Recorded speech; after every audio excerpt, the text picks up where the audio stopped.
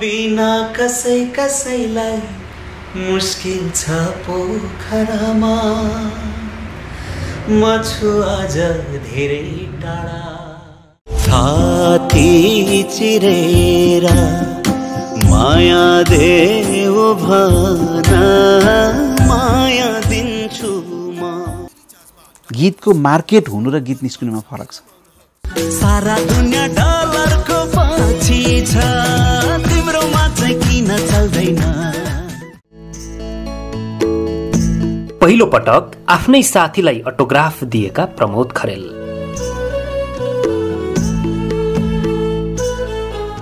भाग्यले समय पर्खिन्छ कि मानिसले भाग्य पर्खिन्छ, या त मानिसको जीवनमा भाग्य नामको कुनै अनुच्छेद नै हुँदैन।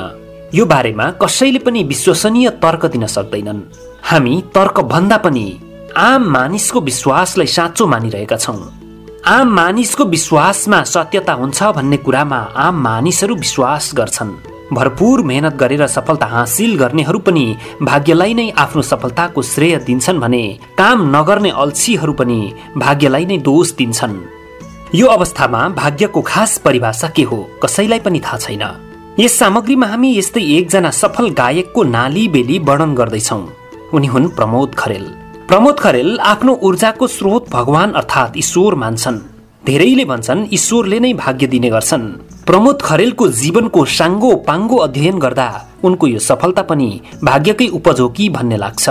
धेरैले भन्ने गर्छन् सफलता मेहनतको फल हो, तर फेरि अर्का थरी तर्क गर्छन् मेहनत गर्ने ऊर्जा कहाँबाट आउँछ। वास्तवमा सबै मानिसहरू ऊर्जाशील भएर मेहनत गर्दैनन्। हामीले यहाँ भाग्यको कुरा यस कारण उठायौं कि प्रमोद खरेलको रुचि, उनको अध्ययन र उनले सफलता हासिल गरेका क्षेत्रहरू फरक फरक छन्। हामीलाई थुप्रै नियमित दर्शकहरूको आग्रह छ कि हामीले प्रमोद खरेलको जीवनको कथा प्रस्तुत गरौं। त्यसैले हामीले यो सामग्री तयार पारेका छौं। यो भिडियो हेरिसकेपछि तपाईहरूलाई कस्तो लाग्छ केही न केही चाहिँ अनिवार्य प्रतिक्रिया दिनुहुन विनम्र अनुरोध गर्दछौं। तपाईहरूलाई प्रमोद खरेलले गाएका गीतहरू मध्ये सबैभन्दा मनपर्ने गीत कुन हो त्यो पनि उल्लेख गरिदिनुहुन विनम्र अनुरोध गर्दछौं। प्रिय बनिरहनलाई प्रिय कर्म गरिरहनुपर्छ सबैभन्दा ठुलो कुरो। त्यसको लागि मेहनत, इमानदारिता सबैभन्दा ठुलो कुरो। प्रमोद खरेलको जन्म भारतको आसाममा भएको हो। उनको बालापन र किशोरावस्था भने झापा जिल्लाको तत्कालीन बनियानी गाविसमा बितेको थियो। पछिल्लो राज्य पुनर्संरचना पश्चात भने उक्त गाविस कचनकवल गाउँपालिकामा समावेश भएको छ। उनले आफ्नो उमेरको 4 दशक भन्दा धेरै समय बिताइसकेका छन्। उनका बुबाको नाम बलभद्र खरेल र आमाको नाम विष्णु शर्मा खरेल हो। उनका बुबा आमा शिक्षक शिक्षिका थिए र उनका बुबा व्यापार पनि गर्थे। प्रमोद खरेल उनका बुबा आमाका पहिलो सन्तान हुन्। उनका एकजना भाइ र एकजना बहिनी पनि छन्। सानो छँदा उनलाई घरमा बोलाउने नाम अशोक थियो। स्कुलमा उनका बुबा आमाले प्रमोद बाबु खरेल भनेर नाम लेखाइदिएका थिए। उनले कक्षा 6 मा पढ्दादेखि रजिस्टरमा आफ्नो नाम प्रमोद मात्र लेख्न लगाए शिक्षकलाई। प्रमोद खरेलको प्रारम्भिक शिक्षा स्थानीय हिमालय माध्यमिक विद्यालयबाट सुरु भएको थियो। उनी पढाइमा सानैदेखि तीक्ष्ण थिए। पढाइ राम्रो भएको कारण उनी स्कुल बेलामा अभिछिन्न प्रथम विद्यार्थी थिए। गणित विज्ञानका कठिन सूत्रहरू हुन् या त कुनै पनि कुरा उनले एक पटक सुने या पढे भने बिर्सदैन थिए। त्यसैले पनि उनी सधैँ प्रथमको प्रथम हुन्थे। उनी एसएलसीमा पनि झापा जिल्ला टपर हुन्। पछि उनले कलेज पनि टप गरेका थिए। प्रमोद खरेल जन्मजात कला क्षेत्रमा आकर्षित थिए। एकल परिवार थियो। उनी सानो छँदा उनलाई हेरेर बस्न आमा बुबाको समय थिएन। घरमा धेरै कामहरू भ्याउनु पर्ने हुन्थ्यो। त्यस्तो बेलामा उनलाई कोक्रोमा हालेर घरका तमाम कामहरू गर्नुपर्ने हुन्थ्यो। उनकी आमाले उनलाई कोक्रोमा हालेर कोक्रोमै रेडियो बजाएर छाडिदिन्थिन्। उनी त्यही रेडियोमा बजेका गीत सुन्दै रेडियोसँगै खेलेर बस्थे। सानो नानी हुँदा पनि उनी रोइरहेका छन् भने उनलाई फकाउन उनकी आमा रेडियोमा गीत बजाइदिने गर्थिन्। रेडियोमा गीत बज्न थालेपछि उनी चुप लाग्थे। त्यो बेलादेखि नै उनी गीत संगीत प्रति आकर्षित थिए। उनी बढ्दै गए। घरमा हुँदा आफ्नै सुरमा सारो गीत गाउन थाले। तर विद्यालयमा भने पटक्कै गीत गाउँदैन थिए। कसैलाई पनि उनले गीत गाउँछन् भन्ने थाहा थिएन। हुन पनि त्यो बेला विद्यार्थीहरूको ध्यान गीत गाउन अथवा खेल खेल्नतिर लाग्यो भने विद्यार्थी बिग्रियो, कामै नलाग्ने भयो भन्ने हुन्थ्यो। त्यसमा पनि उनी त प्रथम विद्यार्थी। उनले त विद्यालयमा झन् धेरै सोझो हुनु पर्थ्यो। विद्यालयमा जति सोझो भए पनि उनी घरमा र एक्लै हुँदा भने दिल खोलेर गीत गाउँथे। प्रमोद खरेल सानैदेखि साह्रै इमान्दार थिए। उनले कहिल्यै पनि बदमासी गरेनन्। आमाका अति प्रिय उनलाई गृह कार्य गर भनेर कहिल्यै पनि आमाले हराउनु परेन। उनी कतिसम्म इमान्दार थिए भने साइकलका अत्यन्तै शौखिन उनलाई एक दिन उनका बुबाले सोधे, साइकल किनिदिउँ? प्रमोदले आफै शर्त राखे, 8 कक्षामा स्कुल टप गरे भने किनिदिनु, नभन्दै 8 कक्षामा स्कुल टप गरे अनि बाबाले साइकल किनिदिए।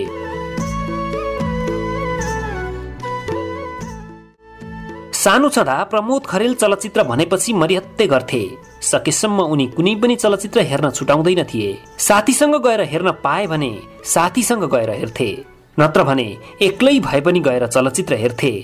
चलचित्र हेर्न टिकट किन्न पैसा लाग्थ्यो, त्यसका लागि उनले पैसा जुटाउनु पर्ने हुन्थ्यो।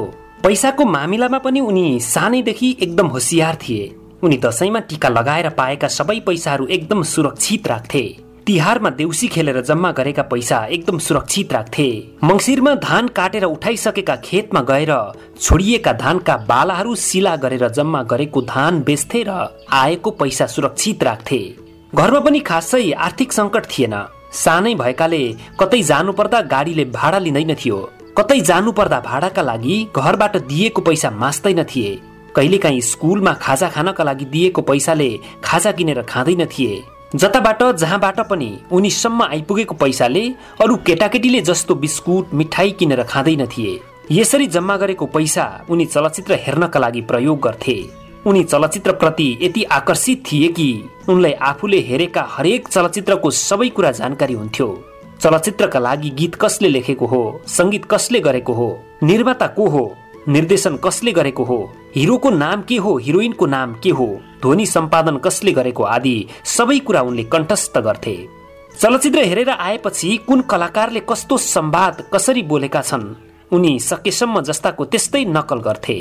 गीत गाउँदा होस् अथवा कुनै पनि कलाकारको संवाद सम्प्रेषण गर्दा होस्, उनी हाउभाउ र आवाज पनि त्यही कलाकारको जस्तै बनाउने कोसिस गर्थे। उनी चलचित्र प्रति कतिसम्म आकर्षित थिए भन्ने कुरा कसरी पनि पुष्टि गर्न सकिन्छ भने उनको विद्यालय उमेरमा मनोकामना नामको एउटा पत्रिका प्रकाशन हुन्थ्यो। उक्त पत्रिकामा चलचित्र सम्बन्धी मात्र खबरहरू प्रकाशन हुन्थ्यो। उनी उक्त पत्रिकाको हरेक अङ्क खरिद गरेर पढ्थे। पढ्ने मात्र होइन, उनी हरेक किताब कापीमा त्यही पत्रिकाको गाता लगाउँथे। उनका कुनै पनि किताबमा मनोकामना पत्रिका बाहेक अरू पत्रिका अथवा क्यालेन्डरको गाता लाग्दैन थियो। चलचित्र हेर्दा हेर्दा उनी साह्रै प्रभावित भइसकेका थिए। उनलाई चलचित्रमा बाल कलाकार बन्ने यति धेरै सपना थियो कि त्यो उनी वर्णन गर्न नै सक्दैन थिए। त्यो बेला शाही नेपाली चलचित्र बोर्डका अध्यक्ष थिए यादव खरेल। चलचित्र हेर्दा हेर्दा चलचित्र बोर्डमा को कुन पदमा छ भन्ने कुरा उनलाई सबै कण्ठ भइसकेको थियो। उनले चलचित्र विकास बोर्डका अध्यक्षलाई सम्बोधन गरेर बाल कलाकारमा अभिनय गर्न पाऊँ भनेर पत्र पनि लेखेका थिए।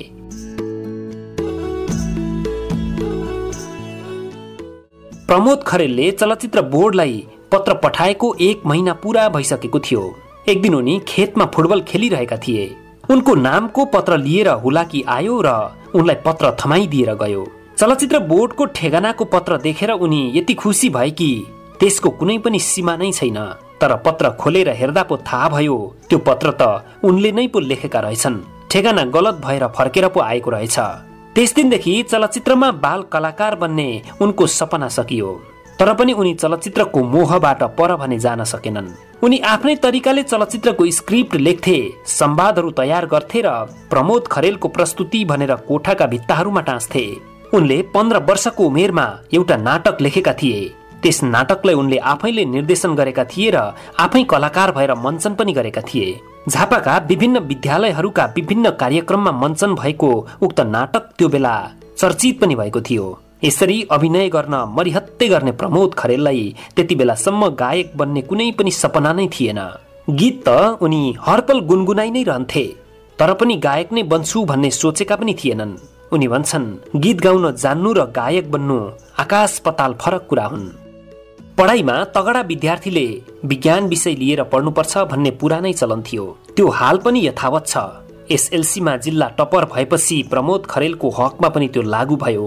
चलचित्र विकास बोर्डमा पत्र नपुगेपछि उनको कलाकार बन्ने सपनामा पूर्णविराम लागिसकेको थियो। एसएलसी पास गर्दासम्म उनीभित्र गायक बन्ने कुनै पनि सपना पलाएकै थिएन।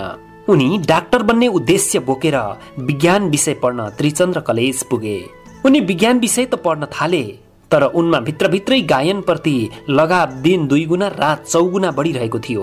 उनले गीत गाउँछन् भन्ने कुरा बिस्तारै उनका साथीहरूलाई पनि थाहा हुँदै थियो भने उनी पनि गीत नसुनी केही गर्न सक्दैन थिए।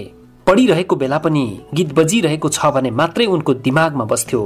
गृह कार्य गर्दा होस् या त विज्ञानको प्रयोगशालामा प्रयोगात्मक क्रियाकलाप गर्दा होस्, गीत नसुनी उनी केही पनि गर्न सक्नै छाडे। एक प्रकारले उनी गीत संगीतको दुर्व्यसनी जस्तै भए। प्रमोद खरेलको हकमा गीत संगीत आदत बन्यो, नशा बन्यो। त्यसो हुनुमा काठमाडौँमा प्रशस्तै खोलिएका एफएमहरूको पनि महत्त्वपूर्ण भूमिका छ। म एकदम होटलमा एकदम यस्तो थाकिरहेको हुन्छु होइन, तर म स्टेजमा अडियन्स देखेपछि त्यो सबै बिर्सेर अघि टन्सिल भएको पनि आफै निको भइसक्छ होइन।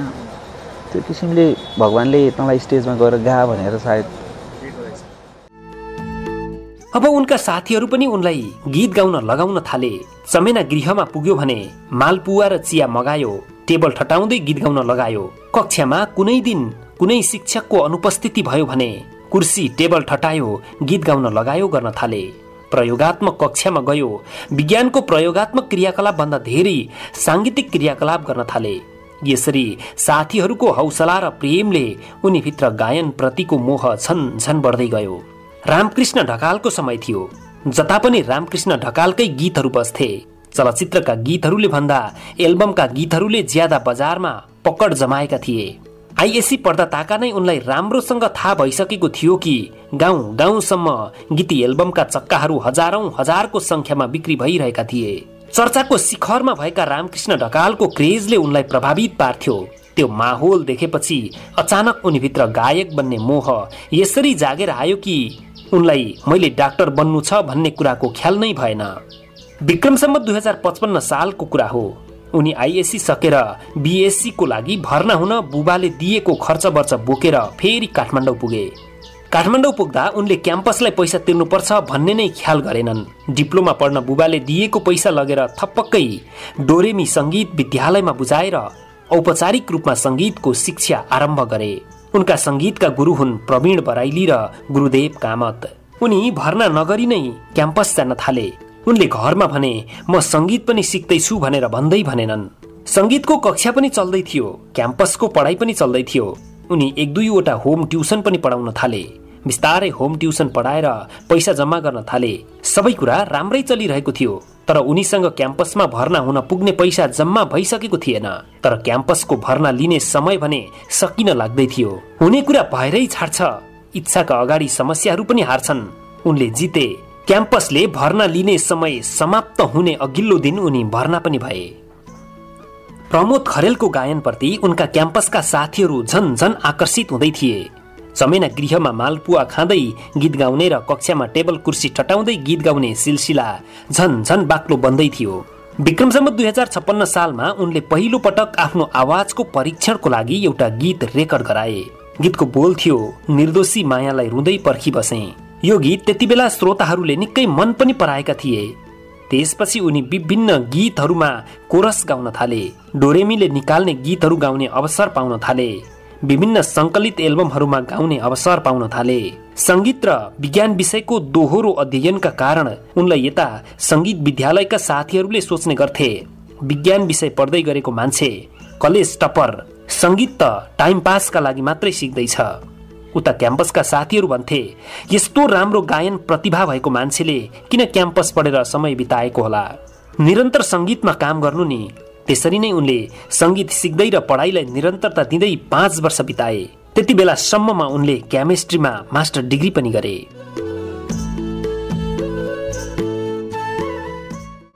पचासको दशकको अन्त्यतिर जति बेला उनी मास्टर डिग्रीको अन्तिम तयारी गरिरहेका थिए, सँगै उनी पहिलो एल्बम प्राप्तिको पनि तयारीमा थिए। त्यति बेला उनका लागि एल्बम निकाल्न सजिलो भने पटक्कै थिएन।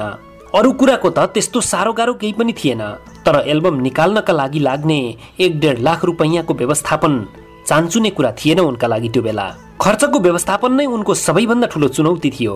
जहाँ इच्छा त्यहाँ उपाय भन्ने चलन पनि छ। त चिता म पुर्याइदिन्छु भनेर दैवले भन्छ भन्ने चलन पनि छ।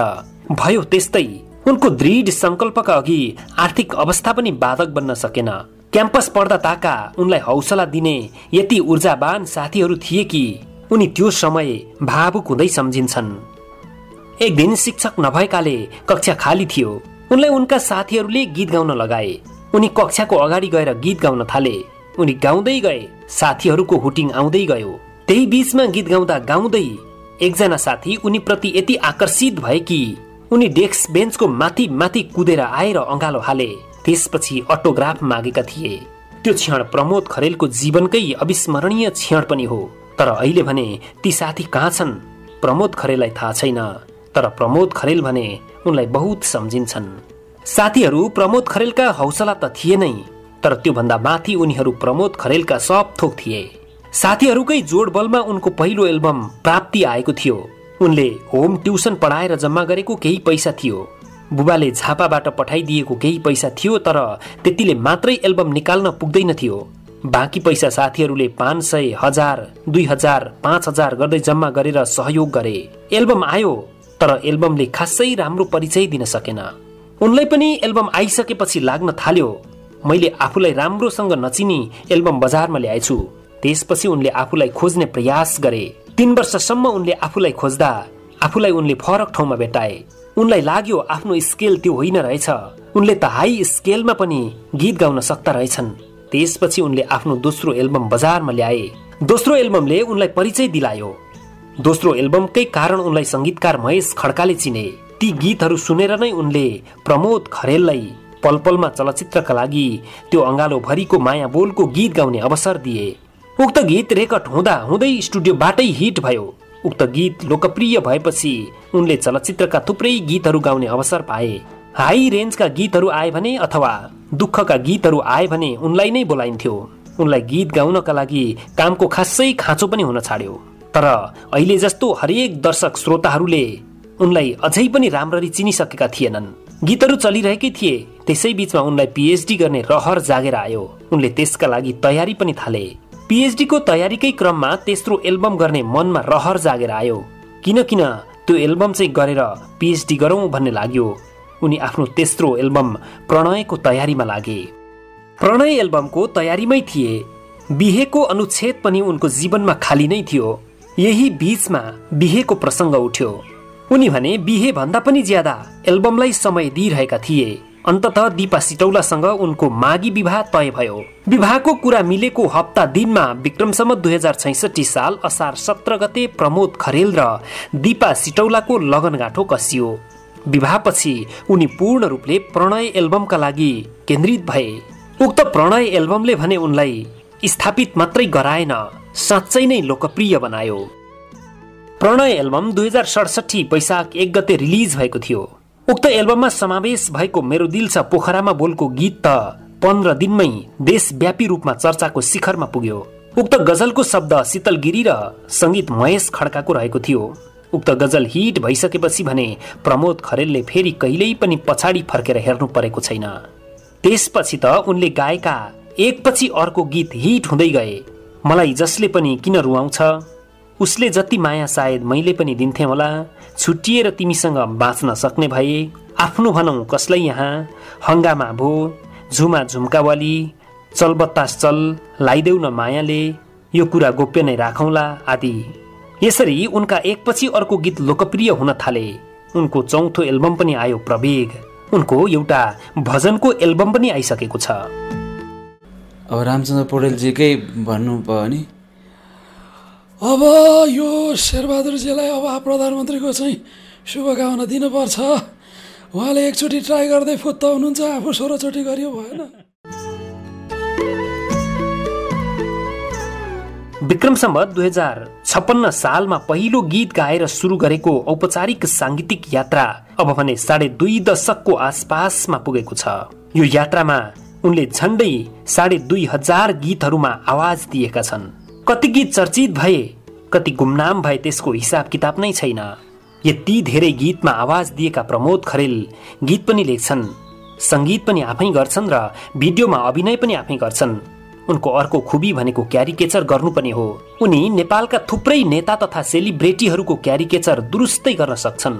बहुमुखी प्रतिभाका धनी प्रमोद खरेलले स्वदेशी तथा विदेशी सयौं सांगीतिक कार्यक्रमहरूमा आफूलाई उभ्याइसकेका छन्। उनको पहिलो विदेश यात्रा कतार थियो। त्यसपछि हालसम्ममा उनले 35-40 वटा देशमा सांगीतिक यात्रा गरिसकेका छन्। देशभित्रका प्राय हरेक जिल्लामा सांगीतिक कार्यक्रममा पुगिसकेका छन्। यति धेरै सांगीतिक यात्रा गरिसकेका उनीसँग अनुभव पनि उत्तिकै धेरै छन्। उनले यति धेरै सांगीतिक यात्रा गर्दा साह्रै धेरै दर्शक भएको कार्यक्रमको अनुभव भने आसाममा भएको एउटा कार्यक्रममा लिएका छन्। उक्त कार्यक्रममा उनले लगभग 3.5 लाखदेखि 4 लाख मानिसहरू भएको कार्यक्रममा आफ्नो प्रस्तुति दिएका थिए। उनी भन्छन्, एकदमै थाकिसकेको बेला पनि स्टेजमा दर्शक देखेपछि त्यो सबै बिर्सेर अघि टन्सिल भएको पनि निको भइसक्छ। त्यो मलाई भगवानले नै दिएको क्षमता हो। उनका कति मरिहत्ते गर्ने प्रशंसकहरू छन् भन्ने कुरा त हामी अनुमान मात्रै गर्न सक्छौं। त्यस्ता प्रशंसकहरूमा उनलाई छुन पाउँदा मात्रै पनि आँसु झार्ने, उनको नामको ट्याटु खोप्ने, चस्मा उपहार दिने, खुट्टामा लगाइराखेको जुत्ता माग्ने, रगतले लेखेका पत्रहरू पठाउने आदि आदि। यति धेरै गीत गाइसकेका उनले जीवनमै पहिलो पटक पाएको पुरस्कार भने 2066 सालमा पाएको कालिका पुरस्कार हो। त्यसपछि छिन्नलता पुरस्कार, अन्नपूर्ण गायन पुरस्कार, सगरमाथा गायन पुरस्कार, बिन्दावासिनी पुरस्कार आदि पुरस्कारहरूबाट विभूषित भइसकेका प्रमोद खरेलसँग कुनै बेला तरकारी पकाउनका लागि कराईमा हाल्ने तेल किन्ने पैसा हुन्थेन। दाजुभाइ पानीमा सब्जी पकाएर खान्थे। त्यो बेला उनी भाइलाई यो दुःख होइन, संघर्ष हो भनेर सम्झाउँथे। उनको बुझाइ छ, संघर्ष बिनाको सफलता स्थायी हुँदैन। उनी मानिसको जीवन यात्रालाई फरक फरक भागमा विभाजन गर्छन्। उनको बुझाइमा संघर्ष गर्नु जीवनको एउटा भाग हो, निरन्तर लागिरहनु अर्को भाग हो, सफलता हासिल गर्नु र मानिसले चिन्नु अर्को भाग हो, राम्रो काम गर्नु अर्को भाग हो र आत्मसन्तुष्टि अर्को भाग हो। एकपटक भारतका चर्चित गायक सोनू निगमले उनका सहयोगीहरू मार्फत प्रमोद खरेलका गीतहरू सुनेछन्। जब उनले प्रमोद खरेलका गीतहरू सुनेपछि प्रमोद खरेलको गायन प्रति उनी प्रभावित भएछन् र प्रमोद खरेलको खूब प्रशंसा गरेछन्।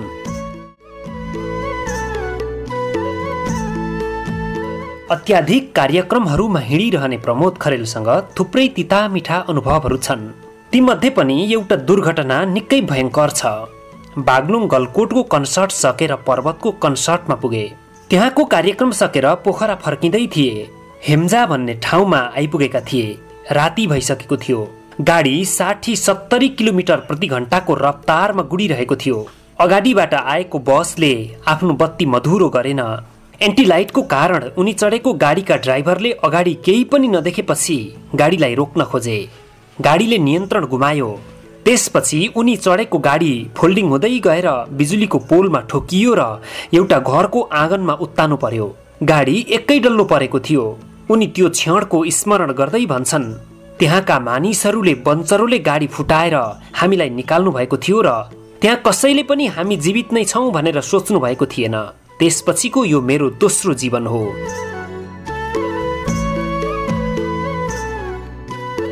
यति बेला Pramod Kharel the voice of नेपालमा कोचको रूपमा काम गरिरहेका छन्। जीवनको झण्डै 2.5 दशक लामो अनुभव उनी त्यहाँ प्रयोग गरिरहेका छन् र नयाँ पुस्तामा अर्को प्रमोद खरेल जन्माउने कोसिसमा छन्। क्रिकेटका फ्यान पनि हुन् प्रमोद खरेल। उनी सकेसम्म क्रिकेटका अन्तर्राष्ट्रिय खेलहरू हेर्न छुटाउँदैनन्। नेपाली खेलाडीहरूले खेलेको त छन्, छुटाउने कुरै भएन। श्रीमती दीपा सिटौला, छोरा दीप्रभ खरेल र सानी छोरीका साथ हाल ललितपुरमा बसोबास गर्दै आएका प्रमोद खरेलको यो जीवन कथा नयाँ पुस्ताका धेरैलाई प्रेरणाको स्रोत बन्नेछ भन्ने हाम्रो बुझाइ छ। नेपाली संगीत उद्योगका एक चम्किलो नक्षत्र प्रमोद खरेललाई सधैँ सकारात्मक रहने र अझै सफलता हासिल गर्ने ऊर्जा मिलिरहोस्, हाम्रो शुभकामना।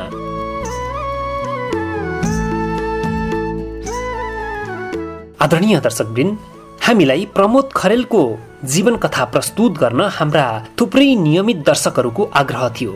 त्यसैले पनि हामीले लोकप्रिय गायक प्रमोद खरेलको जीवनको साङ्गो पाङ्गो कथा यहाँ प्रस्तुत गर्ने कोसिस गरेका हौं। प्रमोद खरेलको जीवनसँग जोडिएका समग्र कुराहरू विस्तृत रूपमा यहाँ प्रस्तुत गर्न सम्भव थिएन। त्यसो गर्दा धेरै लामो भिडियो बनाउनु पर्ने हुन्थ्यो। त्यसैले हामीले सकेसम्म छोटकरीमा यो भिडियोमा प्रमोद खरेलको जीवनको कथा प्रस्तुत गरेका छौँ।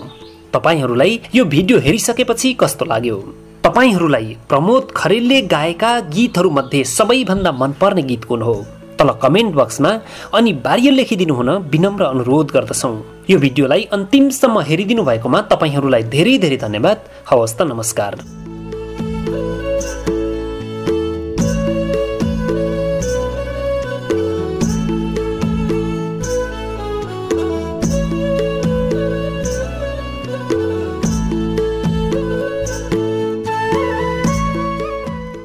शब्दहरूको जादुमा मनोरञ्जनको सङ्गम थलैचा इन्टरटेनमेन्ट।